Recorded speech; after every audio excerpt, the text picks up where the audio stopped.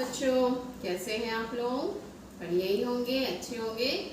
तो बच्चों स्वस्थ रहिए, सुरक्षित रहिए और पढ़ते रहिए। बच्चों इससे पहले हम क्या पढ़ रहे थे? अपनी व्याकरण पुस्तक से हम पढ़ रहे थे कौन सा अध्याय? अध्याय 3 पद परिचय पढ़ रहे थे, ठीक है।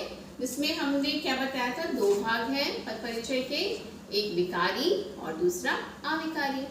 इसका एक खंड हमने आपको पहले वीडियो में बताया था। विकारी शब्द किन्हें कहते हैं? विकारी शब्द उन्हें कहते हैं जो लिंग, वचन, कारक और काल के अनुसार बदल जाते हैं, ठीक है, परिवर्तित हो जाते हैं। और इनमें कौन कौन से शब्द आते हैं? संज्ञा शब्द, सर्वनाम शब्द, विशेषण शब्द और क्रिया शब्द, जिसके बारे में हमने आपको सब क्लियर किया था, ठीक है। आज हम पढ़ेंगे उसका दूसरा खंड, अविकारी शब्द। अविकारी अर्थात अव्यय। अव्यय अर्थात जो किसी भी काल में, किसी भी परिस्थिति में, किसी भी वचन में, किसी भी पुरुष में वो नहीं परिवर्तित होते, ठीक है। किसी भी वचन, लिंग, कारक, पुरुष और काल के अनुसार जो परिवर्तित नहीं होते उन्हें हम क्या बोलते हैं? अविकारी शब्द। अविकारी शब्द के अंतर्गत हमारे 4 शब्द आते हैं: क्रिया विशेषण, संबंध बोधक, समुच्चय बोधक और विस्मयादि बोधक, ठीक है। कौन कौन सा विकारी शब्द में? क्रिया विशेषण, संबंध बोधक, समुच्चय बोधक और विस्मयादि बोधक, ठीक है। तो सबसे पहले हम देखेंगे क्रिया विशेषण को। तो क्रिया विशेषण किसे कहते हैं बच्चों? क्रिया क्या होती है? क्रिया किसको बोलते हैं? किसी कार्य के करने या होने को हम क्रिया बोलते हैं। और विशेषण, जैसा कि हमने पहले भी बताया था आपको कि विशेषण संज्ञा और सर्वनाम की विशेषता बताने वाले शब्दों को हम विशेषण कहते हैं, ठीक है। तो क्रिया विशेषण का अर्थ क्या हुआ कि जो शब्द क्रिया की विशेषता को बताता है, जो शब्द क्रिया की विशेषता को बताता है उसे हम क्या कहते हैं? क्रिया विशेषण कहते हैं, ठीक है। अब जैसे कि कछुआ धीरे धीरे चलता है, ठीक है, तो कछुए के चलने की विशेषता क्या है? धीरे धीरे, ठीक है। कछुआ धीरे धीरे चलता है, उसकी चलने की विशेषता चलना क्रिया है, ठीक है, चलता है। कछुआ क्या है? ये हमारी संज्ञा है। धीरे धीरे जो है वो चलने की विशेषता है, ठीक है। क्रिया विशेषण क्या है? जो क्रिया की विशेषता को बताता है। अब क्रिया विशेषण के भेद, आपका जब वाक्य आएगा तो आपको पहले पहचानना है कि क्रिया है, सकर्मक है या कर्मक है, वो तो आपने देख लिया। पर कोई विशेषता बताई जा रही है क्रिया की खास, ठीक है, तो आपको वो देखना है। तो क्रिया विशेषण के भेद कितने हैं? 4। कौन कौन से हैं? पहला है हमारा रीतिवाचक क्रिया विशेषण, दूसरा कालवाचक क्रिया विशेषण, तीसरा हमारा स्थानवाचक क्रिया विशेषण और चौथा है हमारा परिमाणवाचक क्रिया विशेषण, ठीक है।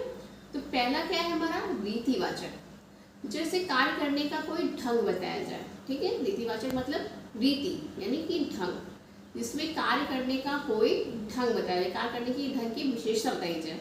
जैसे लड़की जोर जोर से गाना गाती है, तो लड़की के गाने की विशेषता क्या है? कि वो जोर जोर से गाती है, ठीक है, जोर जोर से गाना गाती है। और जैसे कि मैं ध्यानपूर्वक पढ़ती हूँ, मैं ध्यानपूर्वक पढ़ती हूँ, तो मेरे पढ़ने की विशेषता क्या है? कि मैं हमेशा ध्यान लगा के पढ़ती हूँ, ठीक है। लड़की जोर जोर से गाना गाती है, तो उसकी गाने की विशेषता क्या है? कि वो जोर जोर से गा रही है। तो ये हमारा कौन सा विशेषण है? क्रिया विशेषण है। ये हमारा रीतिवाचक विशेषण है, ये हमारे कार्य करने का कोई ढंग है। अब इसकी एक ट्रिक है, इसको अगर आप पता करना चाहो कि ये रीतिवाचक क्रिया विशेषण है तो आपको क्या लगाना है? कैसे, ठीक है, कैसे प्रश्न लगाना है कि लड़की कैसे गाना गाती है, तो आप क्या आंसर दोगे? लड़की जोर जोर से गाती है। हम कैसे पढ़ते हैं? हम ध्यान लगाकर पढ़ते हैं, ठीक है। तो रीतिवाचक क्रिया विशेषण की को अगर पहचानना है तो आपको क्या करना है? कैसे लगाकर प्रश्न करना है, ठीक है। दूसरा हमारा क्या है? दूसरा हमारा कालवाचक क्रिया विशेषण, ठीक है, जिसमें जिस क्रिया में कार्य के करने या होने के समय का ज्ञात होता है, कार्य करने के या होने का समय का ज्ञात होता है, उसे हम क्या बोलते हैं? कालवाचक क्रिया विशेषण। जैसे बालक रात भर रोता रहा, बालक रात भर क्या करता रहा? रोता रहा, रात भर। तो रात क्या है? काल का समय, काल बता रही है ना, काल मतलब समय, समय का ज्ञात करा रहे हैं हम। या पिताजी परसों जाएंगे, पिताजी परसों जाएंगे, कब जाएंगे? परसों जाएंगे। तो ये क्या है? काल, परसों या रात भर, ये क्या है हमारा? कालवाचक क्रिया विशेषण है। ठीक है, क्योंकि इसमें समय का ज्ञात हो रहा है, रात के समय या परसों का समय। ठीक है, तो अगर हमें इसका पता लगाना है कालवाचक क्रिया विशेषण, तो हमें क्या करना है? ट्रिक से कब लगाना है, कब कब करके हमें प्रश्न करना है कि पिताजी कब जाएंगे? पिताजी परसों जाएंगे। और क्या हमने बोला? लड़का कब तक रोता है? लड़का रात भर रोता रहा। ठीक है, तो रीतिवाचक में हमें क्या लगाना है? कैसे करके प्रश्न करें तो हमारा उत्तर आ जाएगा। और कालवाचक में हम क्या लगाएंगे? कब। तीसरा है हमारा स्थानवाचक क्रिया विशेषण। जिस क्रिया विशेषण में कार्य के करने या होने का स्थान का पता चलता है, कार्य के करने या होने का स्थान का पता चलता है, उसे हम बोलते हैं स्थानवाचक क्रिया विशेषण। जैसे मैं कमरे में बैठी हूँ। मैं कहाँ बैठी हूँ? मैं कमरे में बैठी हूँ। तो कमरे के अंदर बैठी, चलिए मैं कमरे के अंदर बैठी हूँ। तो अंदर क्या है? यानी कि किसी स्थान के अंदर बैठी हूँ। ठीक है, जैसे चोर डर के इधर उधर भागने लगा। चोर डर के मारे इधर उधर भागने लगा। तो इधर भाग रहा है या उधर भाग रहा है, तो किसी स्थान पे तो भाग रहा है। ठीक है, तो इधर उधर, या मैं कमरे के अंदर बैठी हूँ, तो अंदर भी स्थानवाचक है। ठीक है, तो ये जिस क्रिया विशेषण में क्रिया के करने या होने के स्थान का पता चलता है, उसे हम बोलते हैं स्थानवाचक क्रिया विशेषण। अब इसका ट्रिक क्या है? इसमें आपको क्या करना है? कहाँ लगाकर प्रश्न करना है। ठीक है, मैं कमरे में कहाँ बैठी हूँ? मैं कमरे के अंदर बैठी हूँ। चोर डर के मारे इधर उधर भागने लगा, तो आप क्वेश्चन क्या करोगे? चोर डर के मारे कहाँ भागने लगा? तो चोर डर के मारे इधर उधर भागने लगा। तो रीतिवाचक में हमने आपको क्या बताया था? क्या लगाना है? कैसे, कालवाचक में कब, और स्थानवाचक में कहाँ। ठीक है, चौथा है हमारा परिमाणवाचक। और चौथा हमारा क्रिया विशेषण क्या है? परिमाणवाचक क्रिया विशेषण। मतलब जिस क्रिया में किसी भी वस्तु के क्या बोलते हैं? परिमाण का पता चलता है। परिमाण मीन्स मात्रा का पता चलता है, उसे हम परिमाणवाचक क्रिया विशेषण कहते हैं। ठीक है, जैसे कि राम ज्यादा खाना खाता है। ठीक, राम ज्यादा खाना खाता है। इस बार वर्षा बहुत अधिक हुई। कैसी वर्षा हुई? अधिक हुई। और राम क्या करता है? राम बहुत ज्यादा खाना खाता है। तो ज्यादा और वर्षा बहुत अधिक हुई, इसमें अधिक एक परिमाण है ना, मात्रा का है। ठीक है, मात्रा का बोध हो रहा है कि राम ज्यादा खाना खाता है और इस बार वर्षा बहुत अधिक हुई। तो अधिक और ज्यादा हमारा क्या है? मात्रा है। ठीक है, अब इसका अगर हमें पता करना है तो हम क्या लगाएंगे? कितना। क्या लगाएंगे प्रश्न? कितना। राम कितना खाना खाता है? तो राम ज्यादा खाना खाता है। और बारिश कितनी हुई? तो इस बार बारिश बहुत अधिक हुई।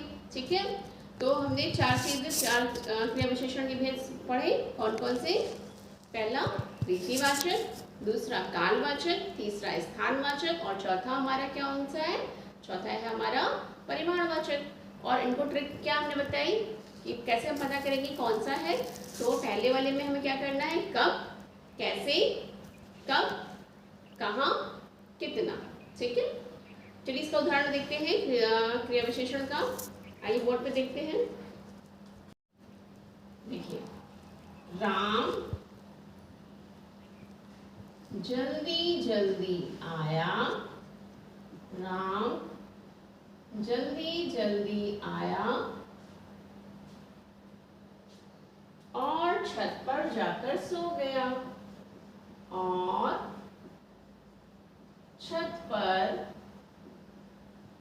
जाकर सो गया। ठीक है, राम जल्दी जल्दी आया और छत पर जाकर सो गया। अब इसके आने की विशेषता क्या है? राम के आने की विशेषता क्या है? जल्दी जल्दी। क्रिया है आया, और आने की विशेषता क्या है? कि वो जल्दी जल्दी आया। और कहाँ पर जाकर सो गया? छत पर। छत पर जाकर सो गया। तो हमारी दो क्रिया विशेषण है यहाँ पर, जल्दी जल्दी और छत पर। ठीक है, अब हम इसका पद परिचय निकालेंगे। तो पहले हम निकालेंगे इसका जल्दी जल्दी का। जल्दी जल्दी, तो ये क्या है हमारा? जल्दी जल्दी क्या है? ये हमारा क्रिया विशेषण है। ठीक है, पहले तो हम क्रिया विशेषण डालेंगे। और कौन सा भेद है क्रिया विशेषण का? जल्दी जल्दी जल्दी जल्दी हमारा कौन सा है? रीतिवाचक। उसके आने की विशेषता क्या है? रीतिवाचक। ये उसका ढंग है जल्दी जल्दी आने का। ठीक है, रीतिवाचक क्रिया विशेषण। ओके, राम जल्दी जल्दी आया और छत पर जाकर सो गया। तो जल्दी जल्दी क्या है? उसके आने का ढंग है। किसी भी क्रिया के ढंग को क्या बोलते हैं? रीतिवाचक क्रिया विशेषण। ठीक है, क्रिया विशेषण है। और ये कौन सा क्रिया विशेषण है? रीतिवाचक क्रिया विशेषण है। ठीक है, और आया हमारा क्या है? क्रिया की विशेषता है।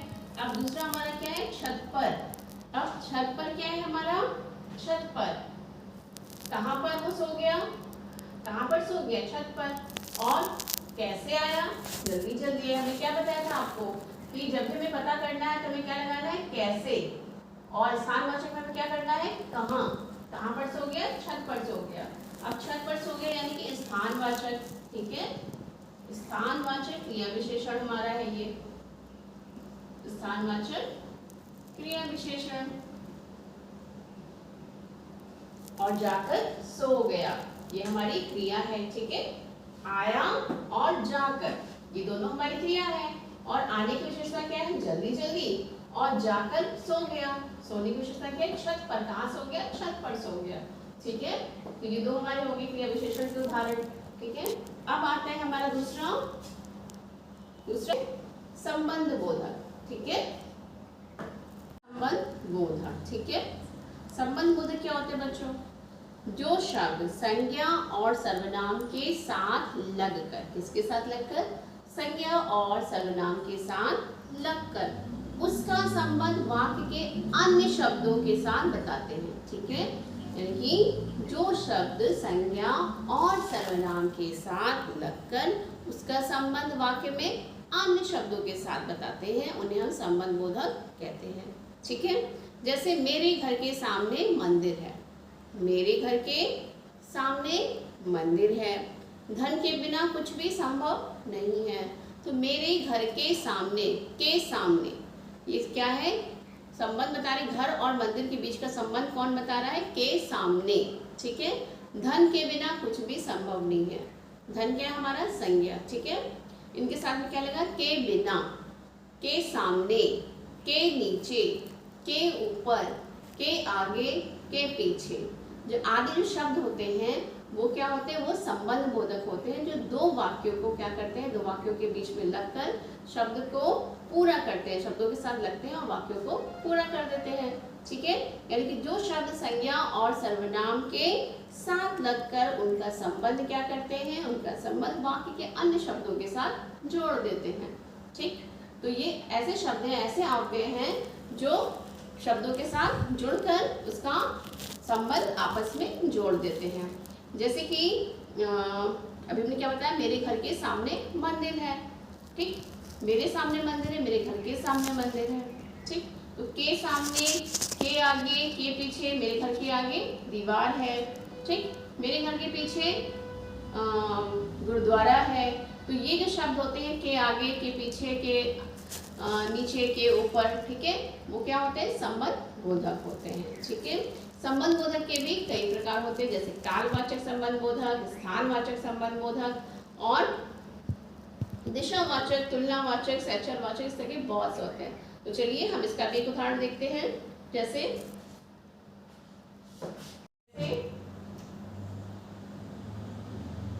राम के बिना सीता नहीं जाएगी। राम के बिना सीता नहीं जाएगी। अब इसमें आप कैसे पहचानोगे कि संबंध बोधक है? इसमें क्या है? के बिना। ठीक है, राम आपका संज्ञा है, सीता आपका संज्ञा है, नहीं आपका नकारात्मक शब्द है और जाएगी आपकी क्रिया है। ठीक है, तो इसमें संबंध बोधक कौन है? के बिना। ठीक है, तो हम इसका पहले पद परिचय निकालेंगे के बिना का। के बिना।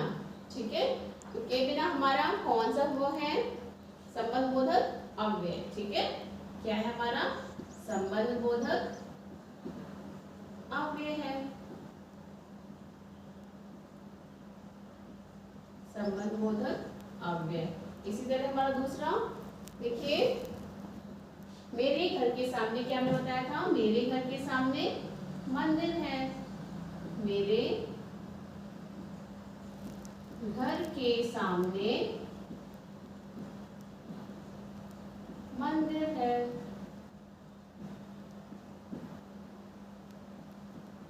तो यहाँ पर क्या है, मेरे, मेरे तो सर्वनाम हो गया, घर हमारा संज्ञा हो गया, के सामने ये जो शब्द हैं ये क्या कर रहे हैं, संज्ञा और सर्वनाम के साथ जुड़कर क्या कर रहे हैं, वाक्य को संज्ञा और सर्वनाम के साथ वाक्य में शब्दों को क्या करें, संबंध का बोध करा रहे हैं, इनके बीच में संबंध स्थापित करें, घर और मंदिर के बीच में संबंध स्थापित कर रहे हैं, कौन, के सामने। राम और सीता के बीच संबंध को स्थापित करें के बिना। ठीक है, तो के सामने का हम परिचय निकालेंगे अब, के सामने ये कौन सा वो होगा हमारा, के सामने अब संबंध बोधक अव्यय।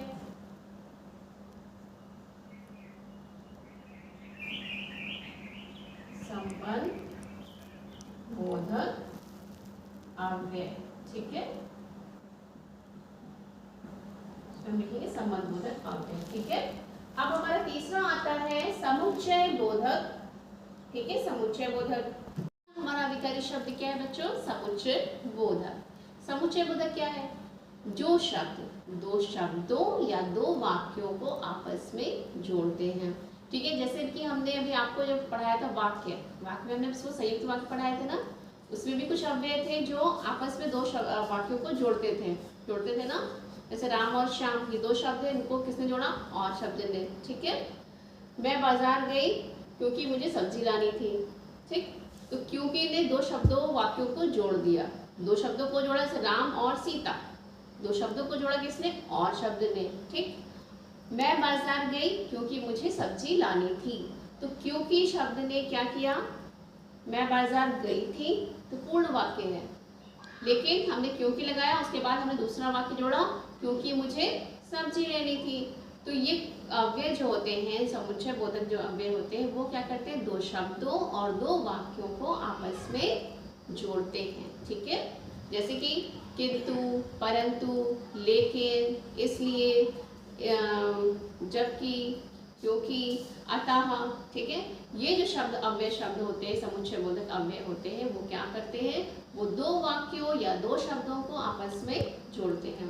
इनके भी दो भेद हैं, एक है समानाधिकरण और दूसरा है व्याधिकरण। ठीक है, समानाधिकरण क्या करता है, समानाधिकरण जो होता है वो समानाधिकरण जो अव्यय होते हैं वो दो शब्दों को आपस में जोड़ने का कार्य करते हैं। ठीक है, दो शब्दों को आपस में जोड़ने का कार्य करते हैं। और जैसे हमने बताया ना, राम और सीता। ठीक, और जो हमारा व्याधिकरण अव्यय है वो क्या करता है, वो दो उपवाक्यों को आपस में जोड़ते हैं। जैसे कि अध्यापक ने कहा कि, अध्यापक ने कहा कि परिश्रम करो। ठीक है, अध्यापक ने कहा कि हमारा है, ये व्याधिकरण अव्यय होता है। ठीक है, जिसको अभी हमने वाक्य में क्या पढ़ाया था, मिश्र वाक्य अंतर्गत आया था ना, की लगाकर। लेकिन इसमें क्या है, व्याधिकरण ये अव्यय है हमारा, समुच्चय बोधक व्याधिकरण अव्यय है, जो कि दो उपवाक्यों को आपस में जोड़ते हैं। ठीक, जो हमारा समानाधिकरण है, दो शब्दों को जोड़ते हैं आपस में, जैसे कि और राम और सीता।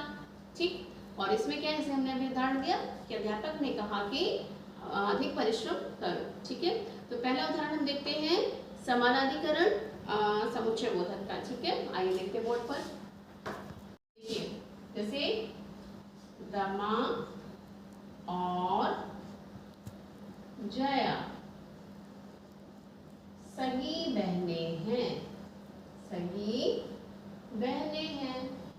अब इसमें समुच्चय बोधक कौन है, और, क्योंकि ये दो शब्दों को क्या कर रहा है, जोड़ रहा है आपस में और से। ठीक है, तो हमें किसका निकालना है, और का पद परिचय निकालना है। ठीक है, और का, और क्या है हमारा, और है हमारा समानाधिकरण समुच्चय बोधक, समानाधिकरण समुच्चय बोधक।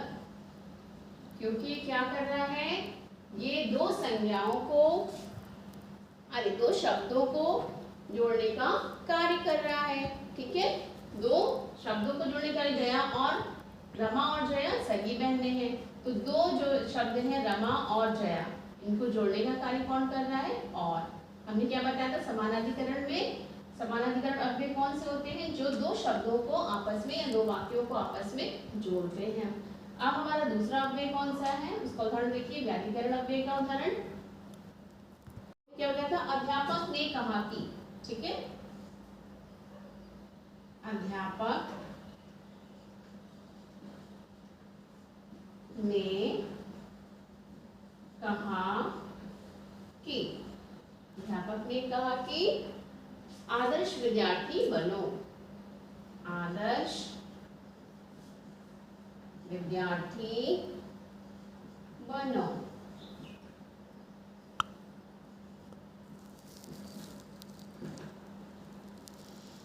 ठीक है, अध्यापक ने कहा कि, यहाँ पर ये जो शब्द है की वाक्य है, की जो शब्द है हमारा, ये क्या है, अव्यय है। अध्यापक ने कहा कि, अब की और की इसमें अंतर है बच्चों। देखिए, ये जो हमारा की आता है, ये हमारा है समुच्चय बोधक अव्यय। ठीक है, समुच्चय बोधक अव्यय। पर जब हम बड़ी की मात्रा लगाते हैं की, तो ये होता है हमारा कारक। ठीक है, ये हमारा क्या होता है, कारक चिन्ह, संबंध कारक होता है। ठीक है, जैसे राम की पुस्तक का की के हमने पढ़ा है ना, संबंध कारक में का की के, और ये जो की हमारा छोटी की मात्रा लगता है, वो हमारा होता है समुच्चय बोधक, व्याधिकरण में लगता है। ठीक है, ये थोड़ा सा अंतर है, इसको समझ लीजिएगा। चलिए अभी हम इसको करते हैं। अध्यापक ने कहा कि विद्यार्थी आदर्श विद्यार्थी बनो, तो ये क्या कर रहा है, दो उपवाक्यों को आपस में जोड़ रहा है। तो हमें किसका निकालना है, यहाँ पर पद परिचय देना है की का पद परिचय देना है। तो ये कौन सा है, व्याधिकरण समुच्चय बोधक, व्याधिकरण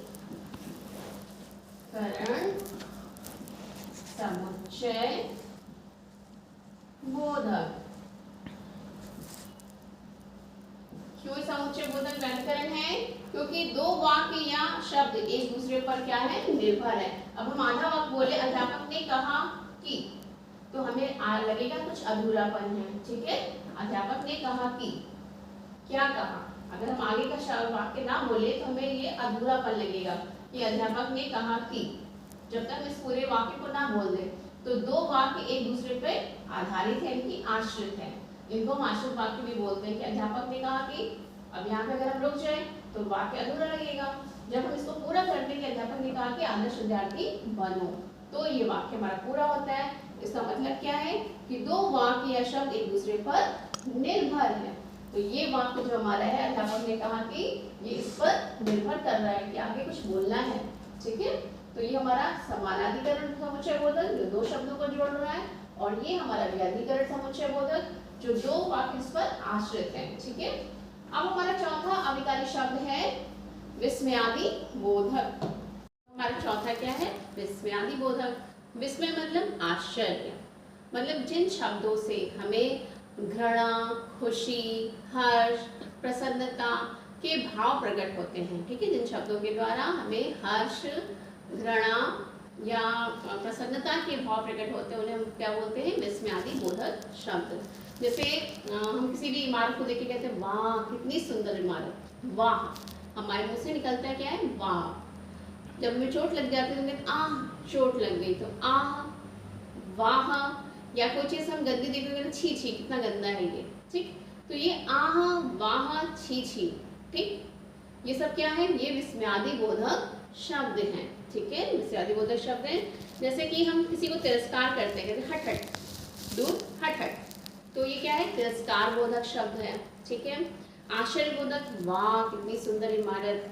ठीक है, ओ क्या हो गया, हम कभी कुछ दुख की बात सुनते ना, बोलते ओ। ठीक है, हर्ष बोधक, वाह वाह, हर्ष बोधक जब हमें हर्ष होता है, प्रसन्नता होती है, तो हम क्या बोलते हैं, वाह वाह कितनी अच्छी बात है। शोक बोधक, हाय अरे कैसे हो गया, हमारे मुंह से अचानक निकलता है ना जब हमें शोक या दुखी कोई घटना सुनाई पड़ती है तो क्या बोलते हैं, ओ कैसे हो गया हो। ठीक है, तो ये सब क्या है, हमारे विस्मयादि बोधक शब्द हैं। ठीक है, तो अब हम देखते हैं विस्मयादि बोधक का उदाहरण देखते हैं एक, जैसे वह हम मैच जीत गए। ठीक है, वह हम मैच जीत गए। ठीक है, जो विस्मयादि बोधक के चिन्ह होते हैं उसमें क्या होता है, एक ऐसे करके हमें चिन्ह लगाते हैं वह। दूसरा देखिए उदाहरण इसी का, जैसे आह मुझे चोट लग गई। जब हमें चोट लगती तो हम क्या बोलते हैं, आह मुझे चोट लग गई।